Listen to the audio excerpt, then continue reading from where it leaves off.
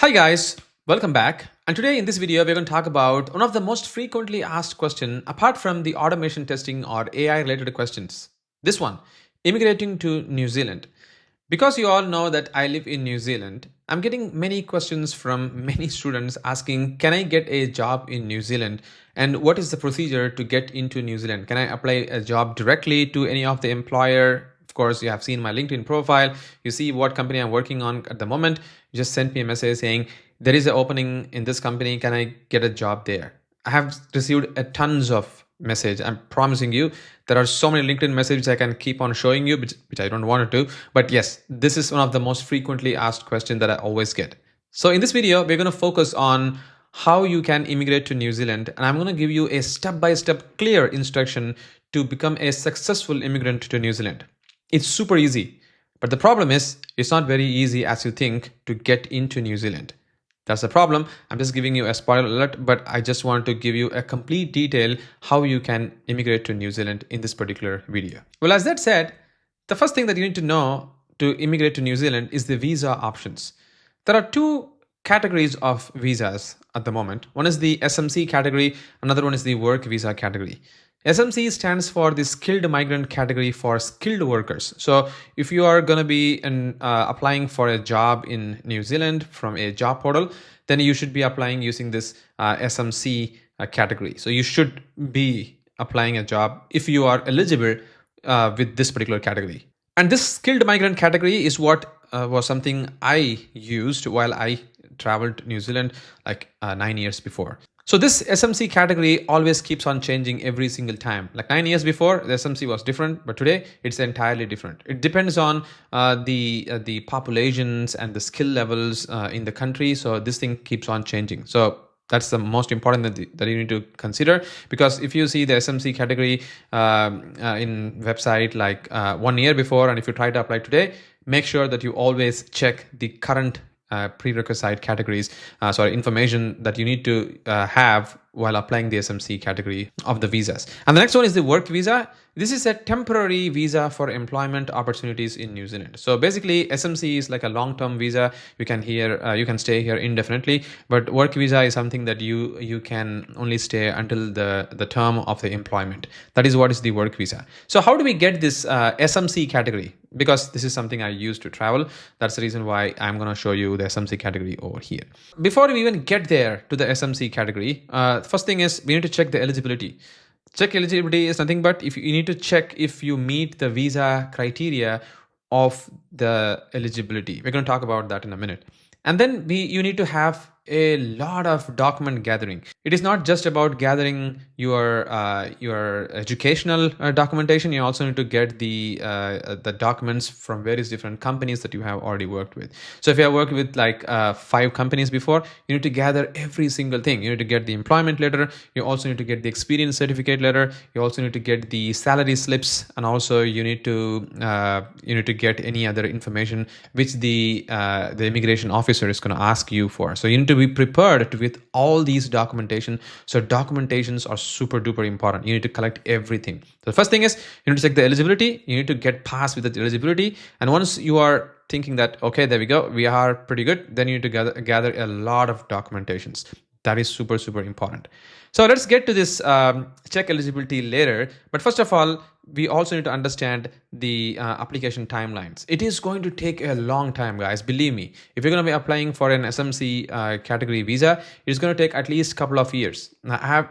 For me, it took like around 2.5 years. It changes for different people based on different skill set and things. But for me, it took a really long time. So eligibility, assess your qualifications and skills from the SMC or work visa. That is the thing that you need to do. Then the application, you need to submit the necessary documentation, document that you collect. And finally, you're going to receive a confirmation of your work visa as an approval. This is the timeline in general. But as that said, we also need to know about the current trend of how the visas are approved and things. You can see based on here. So the immigration approval rate for now in 2023 and 2024 for the SMC category applicants, the total applications received are around 15,237, and the total approved is 64.6%. So there is a passed rate approval. So it's pretty good.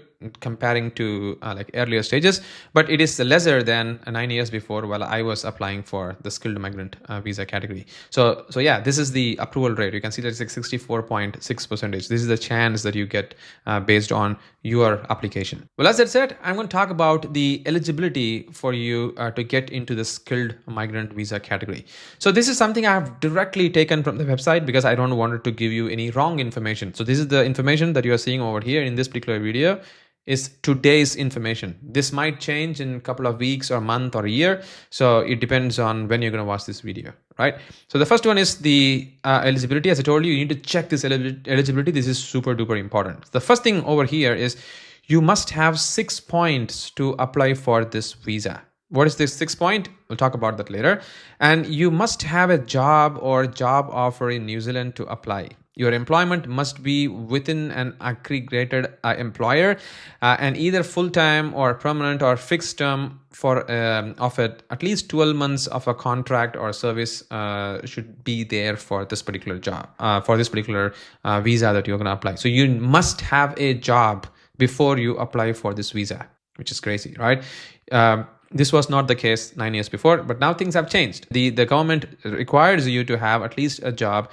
This is something that you need to have. So you need to have 6 points to apply, and you also need to have a job offer. You most of the time, if you are more than, let's say, 10 years of experience in IT industry, you will be around the 6 point anyways. But the second point is where it's going to be more problematic because you need to have a job offer before you apply for the skilled migrant category visa.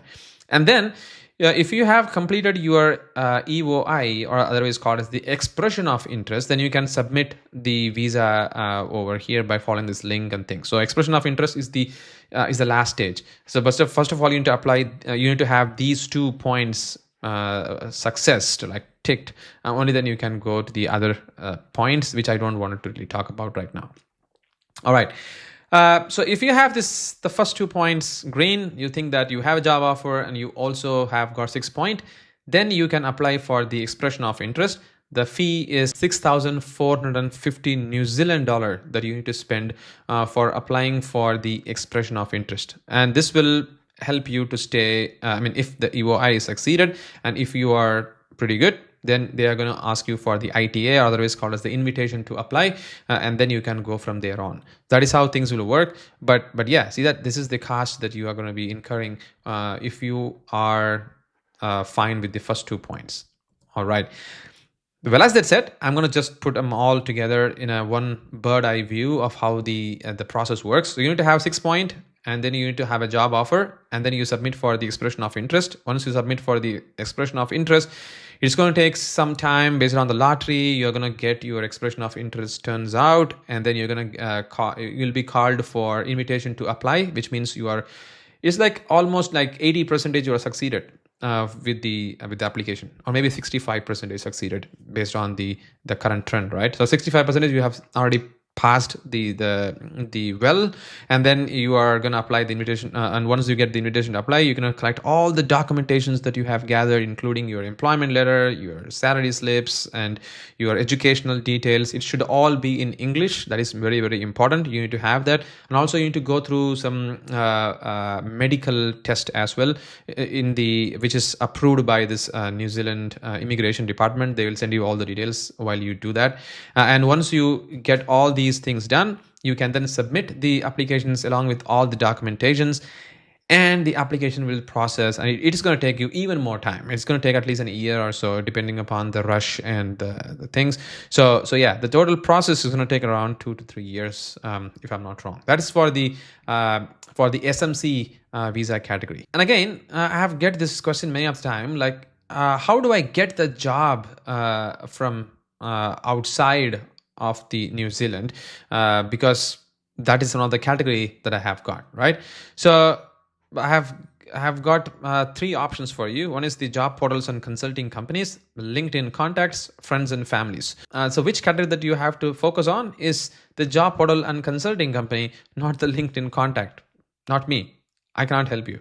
So LinkedIn contact can never help you. Friends and families can also not help you. Maybe if they have reference, they can probably help you.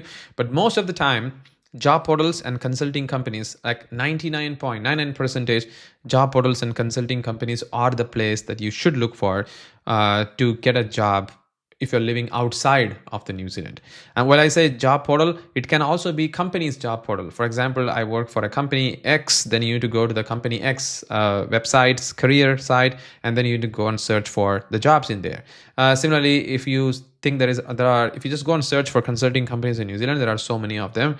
So you can go and apply to them, and then you can talk to them, and they are pretty good in responding you as well. So that is what you should be doing over here. That is how you can get a job in New Zealand. That is the most important criteria as well. Well, as I said, how about work visa? So if you think SMC is something that you have understood pretty well, then you talk about the work visa. What about that? Well, guess what?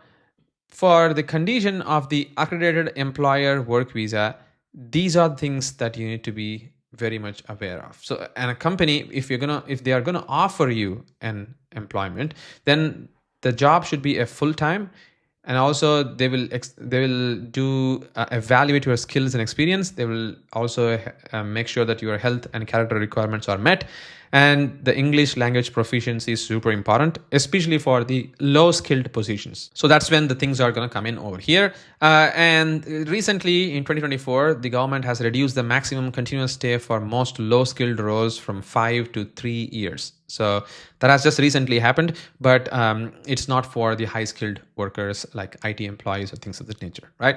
That's for the work visa. And I'm not going to go deep over there. Even for getting a work visa, you need to have work, and the company is going to give you the work visa. The question comes naturally is, how do I get the work? The answer is going to be this one: job portals and consulting companies. And the final question that I'm going to answer is, what if I don't meet both the condition? I'm not satisfying both the skilled migrant as well as the work visa, because I'm not getting the work from outside of New Zealand. So what can I do? Well, if there is a problem, then definitely there is going to be a solution for that particular problem. Well, the solution is you need to apply for a education visa, which is nothing but you're going to study in New Zealand. If you're going to travel from India or US, or maybe you're traveling from other countries, you have to definitely apply for a university like Auckland University of Technology or Massey University, or there are so many different universities in here. You can apply to that. You can study for 1 year or 2 years based on the skill that you want to gain. And once you learn, or once you complete your education here, after education completion, government will give you 3 years of a work visa, if I'm not wrong. So they will give you 3 years of visa to search for a work. I mean, they're not going to give you the work visa, but they will give you the visa for you to search for a work for 3 years. So you're safe for 3 years after your education. So you can work, you can go and search for a work using that particular visa. It is completely authorized. So any company, if they think that you have the skills, then they can offer you the job. And once you get the job, you stay here, and then you meet the SMC category as well, because you already have a job, which is the first point that you have gathered already. And you will get the 6-pointer here because you are staying in New Zealand. So you are going to be fine with that as well. So like 6 point and the job, both the category will be satisfied. Then you can apply for the expression of interest, because expression of interest is the next stage that you need to do. And once you get through with the expression of interest, which is most of the time you will get through on that, and then you will get an invitation to apply. And once you get the ITA, and then you will get the visa, like resident visa over here in New Zealand. That is how things works in New Zealand, and that is how you should approach for the visa in New Zealand. You can't directly ask somebody from LinkedIn to get a job, which is highly unlikely going to happen. You can apply the job from LinkedIn to the company, but not an individual can really help you on this matter. So this is the entire step-by-step approach of how you can immigrate to New Zealand from outside of New Zealand, especially if you're traveling from India or China or Bangladesh or from Philippines. This is the procedure that you need to follow. Once again, thank you so much for watching this video. Good luck on getting immigrant of New Zealand. Welcome.